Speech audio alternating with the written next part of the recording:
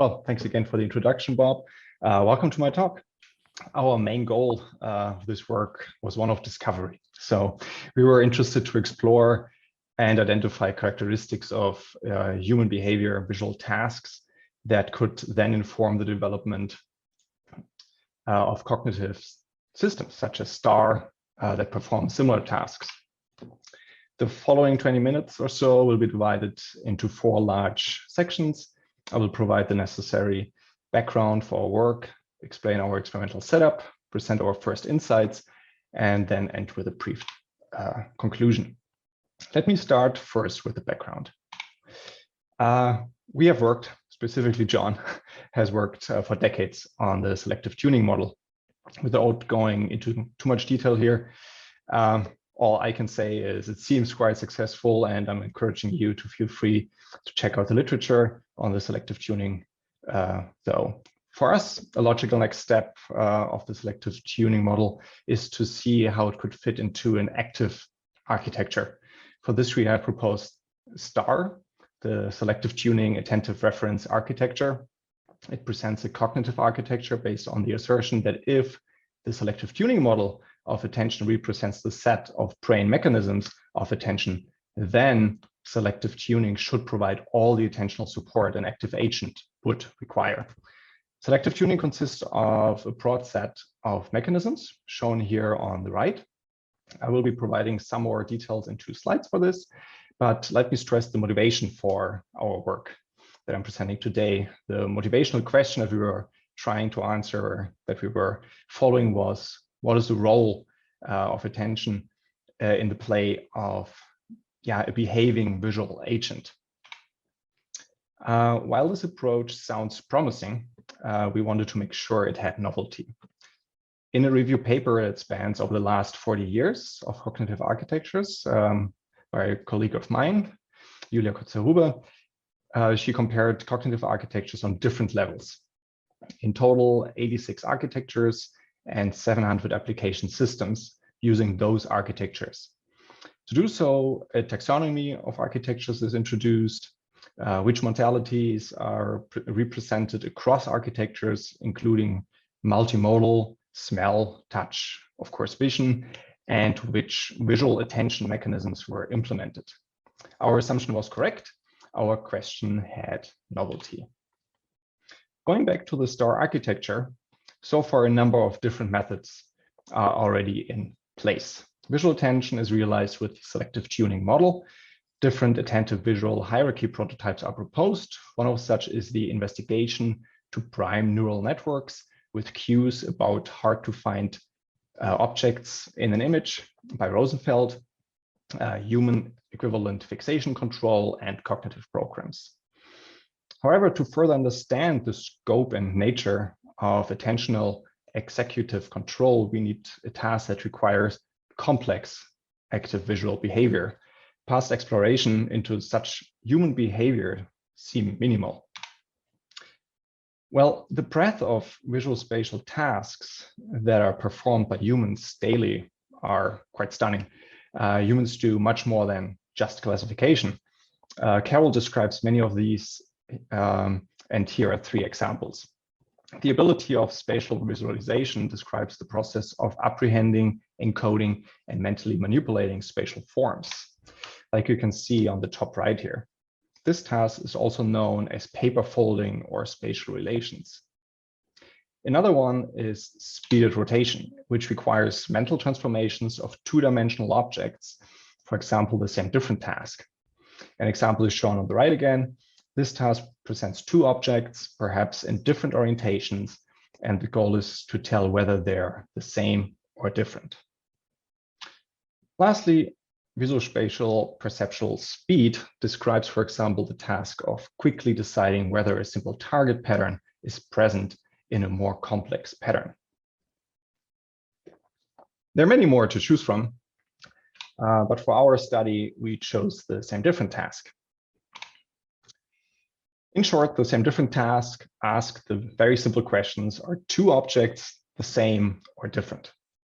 This is an everyday task, even though often objects are designed to be easily discriminable say by color, size, or texture. However, this is not always the case. For instance, doing an assembly task, let's say putting together new IKEA furniture. You have a part in your hand and you need to find a matching one because the part that you're putting together requires two of these or multiple. Another example is playing with Lego. You perform this task many times while constructing a block configuration, copying from a plan, mimicking an existing one, or building from your imagination. In our same different task, we push this to the extreme to discover its characteristics and limitations. The problem we are interested in is, what is the sequence of actions to correctly determine if two objects are the same? This problem, as pointed out by Van Hooy, is potentially super polynomial in its complexity. And lastly, this capability is described here, has equal interest for human behavior as well as robotic behavior. There was no data for active observers solving a problem like this, so we decided to collect the data ourselves. For this, we designed a novel three-dimensional version of the same different task that allows for active observation and build an experimental space, which allows for precise tracking of activities. Let me start with the experimental space first, which we call PSAO. PSAO stands for Psychophysical Experimental Setup for Active Observers. In the video on the bottom left, you can see a subject performing a task in the PSAO facility set up at our lab. It's in a controlled environment with adjustable lighting, precise head tracking, gaze tracking. The setup was specifically designed for active visual observation and allows the subject to move freely. There are no strings attached to the subject. Let me give you some more details about the hardware on the following slides. We use different kinds of sensors to track the subject, completely untethered, to allow unconstrained movement. With PSAO, we track motion, specifically the head. We track the eye, specifically the gaze, and we also track the objects in space, even though they're ideally stationary with our custom created tracking markers. We have outfitted the Tobii Pro classes, which we're using for eye tracking, with a custom frame that is equipped with reflective M4 markers for motion tracking. And at the core of all of this is PSAO Lib, which is the software to control and execute experiments, record data, as well as synchronize the data at microsecond resolution, and also analyze and display the data. Instead of going deeper into details, I'll leave this for the Q&A if anyone wants more details. As stimulus, we have designed a novel set of objects, which we name Theos objects. Inspired by the well-known Shepard and Metzler objects, all of our objects start with a common base to which a number of cuboids are attached. The number of cuboids also define the complexity. Further information about the objects can be found in the Theos publication. We have chosen the L2 set of Theos objects, which you can see on the top right. The set, it comes in 3 different complexity levels: easy, medium, and hard. Each level contains 4 objects with a slightly different geometrical configuration for each. An example of 2 hard objects are shown on the bottom right. While this is not quite the same setup as our subjects encountered, you cannot determine the viewpoint, the objects are rotating for you, etc., and so on. What do you think? Are they the same or different? I will give you a second to think about it before I tell you the answer. It's clearly not an easy task. These are different. And yes, they are of complexity level hard, so no worries if you didn't get it right on your first try. We have conducted hundreds of experiments of the same different task using the PSAO facility. We also investigated different experimental variables such as object complexity, object orientation, and initial starting position of the subjects. Here you see 64 trials, all shown from the start Shortly after the start of the trials, you can see that subjects tackled this problem in many different ways, approaching it from different angles. Also, when asked about their approach to tackle this problem afterwards, subjects reported numerous different techniques. We have analyzed the recordings of, in total, 47 subjects. Each subject performed 18 trials, 6 trials of each complexity level in random order. So in total, there were 846 trials to work with. With Bissau, we recorded a total of 80,000 fixations and 40,000 seconds of video. The lighting was constant from 5 different directions. We had a light in each corner and one at the ceiling to minimize shadowing for this specific setup here.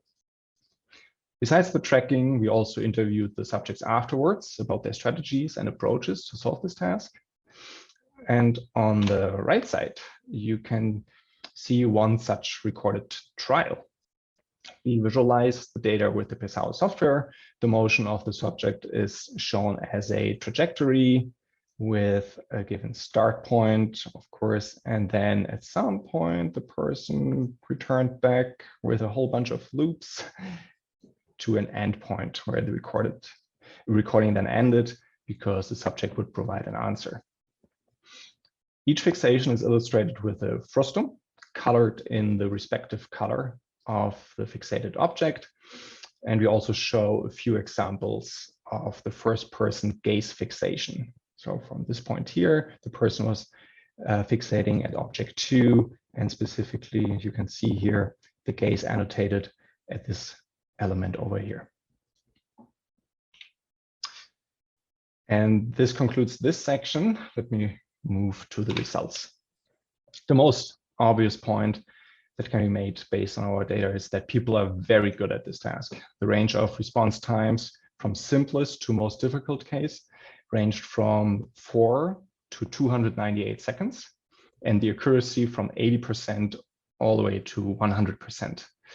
There's a great deal of data acquisition occurring during all trials, with a range of eye movements from 6 to over 800 fixations. There's another important point to be made here. Even our simplest case required at least 6 fixations, meaning 6 feed-forward passes through the visual system with possible top-down components for each, in addition to the computation and execution of eye fixation itself. Models of vision that employ a single feed-forward processing pass with no movements seem, well, unsuited to this task. Further, error responses take more time and require more fixations. And while subjects did perform up to 18 trials, no learning was observed, which means they used a similar amount of fixations, similar amount of time to give the response, and showed a similar accuracy across all 18 trials. On average, 93 fixations during an average of 48 seconds were recorded. This comes down to 300 milliseconds per fixation change and leaves over 20 seconds for thinking. The absolute mean of head movement was about 60 meters, and no trial was less than 1 meter. Lastly, a clear trend between the amount of head movement and orientation was observed. 0 degrees of orientation required the least amount of movement. 90 degrees resulted in an increase of 2 to 5 meters, and then 180 degrees in an additional increase of 1 to 5 meters. And with orientation, to make this clear here, we talk about the orientational difference between both objects. 0 degrees would mean both objects, since they share the same coordinate system, are perfectly aligned with each other. Besides the raw numbers, Bissau allowed us to investigate the sequence of actions performed to solve this task. Here we present an action sequence for a trial of complexity level easy with an object orientation of 90 degrees, sameness of same, and the starting position from the long side. On the right, you can see a full action sequence. And I'm aware that you're not able to read this chart. We have a link to a high-res online version of some of these in the paper. However, let me zoom into one part of it so you can better see what is going on. These are sequences of actions. Each action is a node which are connected.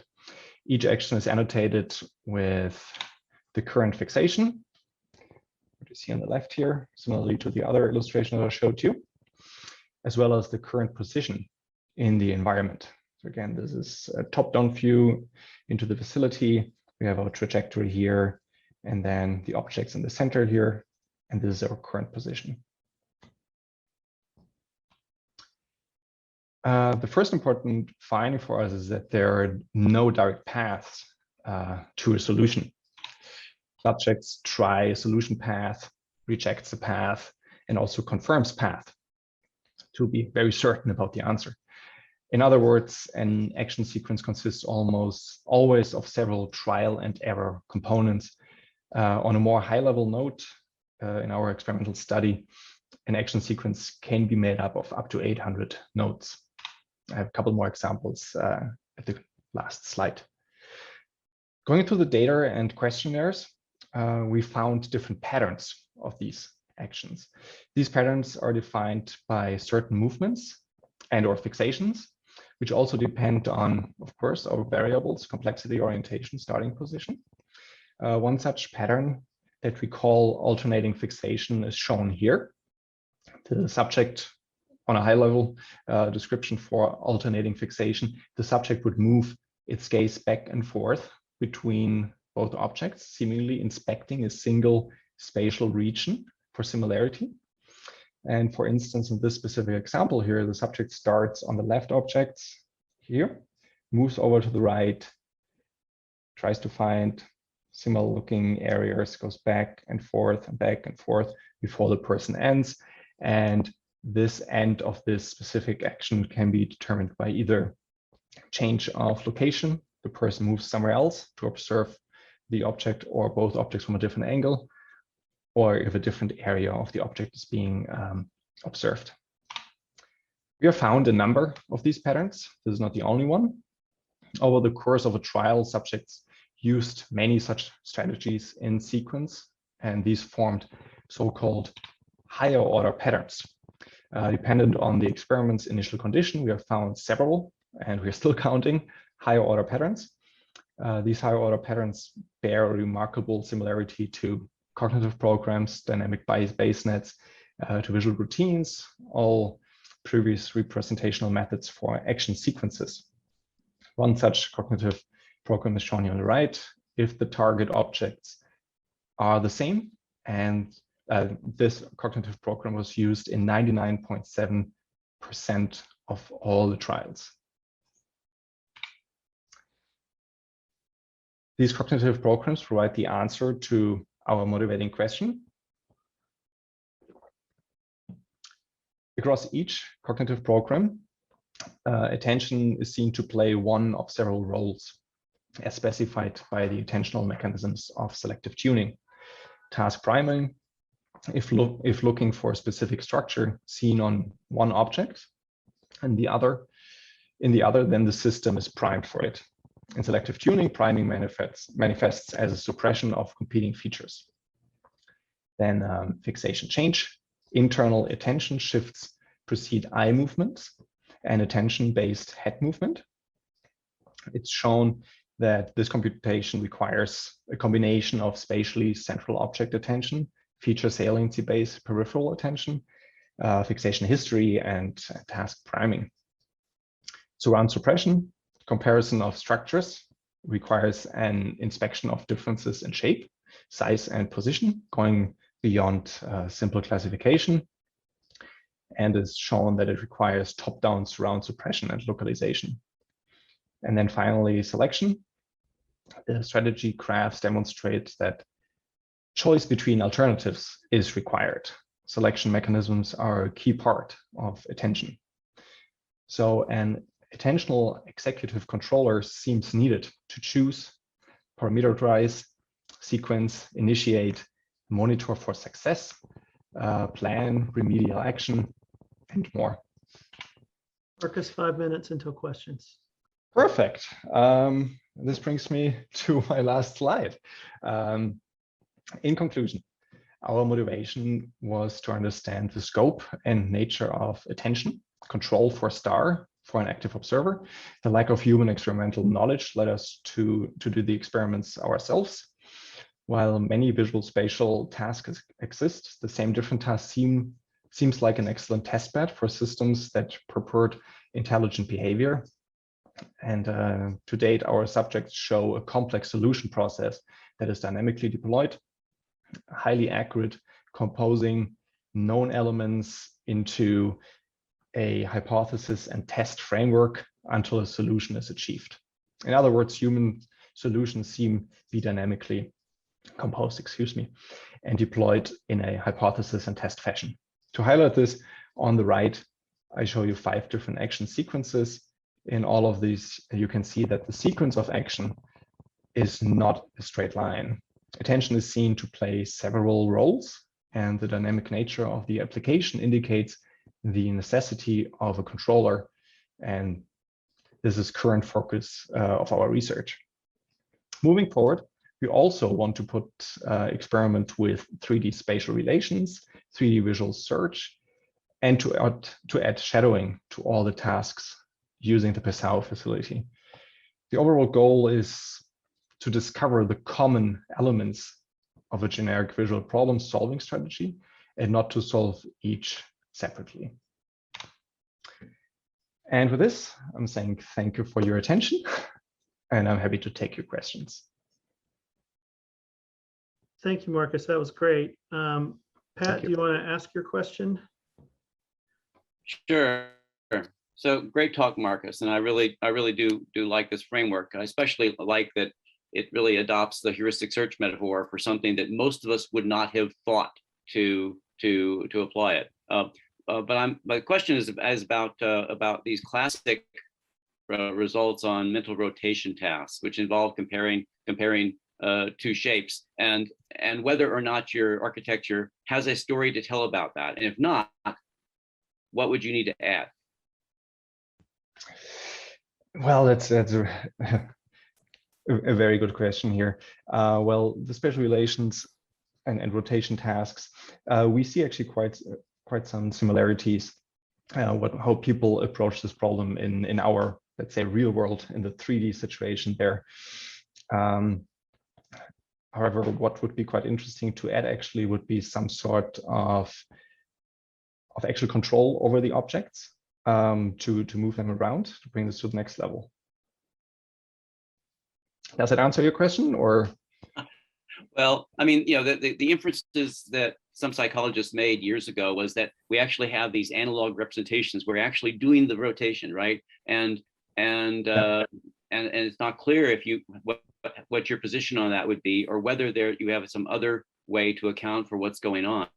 I mean, a lot of you're still going to have to do the comparisons that your framework already handles, but there's this additional element to it. Right, that's a very good question. So we are still working on that, how to exactly address that. But yeah, similar methods are being deployed here by our visual observers doing this.